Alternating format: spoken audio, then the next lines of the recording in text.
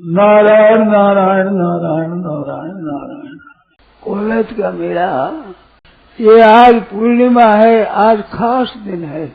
पूर्णिमा का स्नान होता है, कई ज्यादा करते हैं तो पंच तीर्थ ही नहाते हैं। एकादशी का या दशमी के शाम को यहाँ आ जाए, फिर 5 दिन ये पंच तीर्थ है, 5 दिन यहाँ स्नान करते हैं, यहाँ भजन जप करते हैं, रहते हैं। शाम के वक्त कम से कम शाम के वक्त में दीप मालिका होती है, उस दीप मालिका का दर्शन करके जाते थे लोग। और पूर्ण स्नान होता है, कल सुबह का स्नान करके जाते हैं। तो सुबह का स्नान मृगले का स्नान, मृग का स्नान कहते हैं, वो करके सूख जाते हैं। लोगों के मन में रहती है कि घर पहुंचे जल्दी, पहुंचे जल्दी। और घर में तो उम्र बिताई है, थोड़े से तीर्थों में भी रहो, सत्संग में भी रहो, ये भी तो काम करो कुछ। मेले में जाते हैं तो धन का तो खर्चा होता है, पर धर्म का अनुष्ठान होता है और कामना सिद्धि होती है और मुक्ति होती है। 4 पुरुषार्थ है, अर्थ धर्म काम मोक्ष। तो 3 अर्थ होते हैं, तीर्थ में 3 अर्थ होते हैं।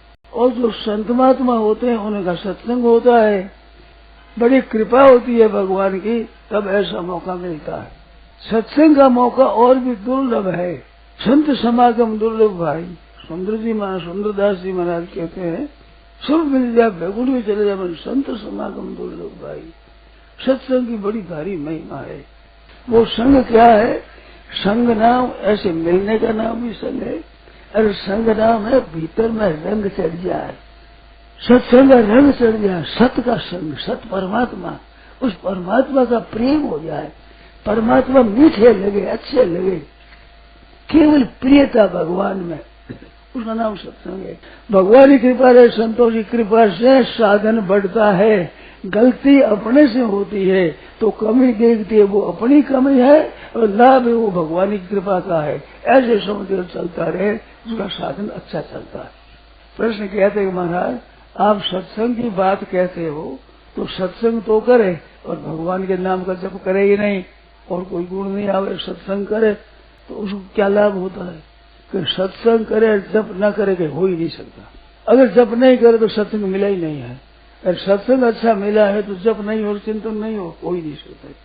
तो सत्संग के द्वारा जो लाभ होता है वो पढ़ाई से नहीं होता है। पढ़ाई की एक और धारा है, सत्संग की धारा एक और है।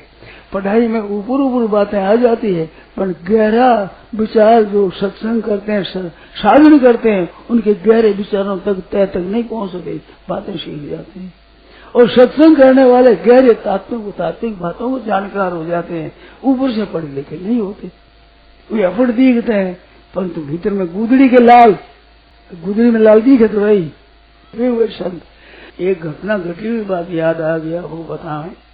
ये गीता प्रेस है ना, गीता प्रेस, ये श्री जयदयाल जी का क्या हुआ। एक जयदयाल जी मुख्य में, जयदयाल जी गोविंद का अग्रवाल सज्जन, बड़े संत पुरुष थे, मामूली बढ़िया नहीं थे, विचित्र थे। वो देखने में तो वेशभूषा वैसी जैसे बढ़िया, और ग्रामीण बढ़िया, साधारण आदमी जैसे बढ़िया ग्रामीण आदमी हो, पर बढ़िया बढ़िया हो, बहुत बढ़िया, और बनाया औरों को भी, आप भी बन गया, औरों को भी बना दिया, असली बढ़िया। तो वे ऐसे संत हुए। गृहस्थ आश्रम में रहते हुए थी, माताएं, सज्जन भाई, ये सब संत होते हैं।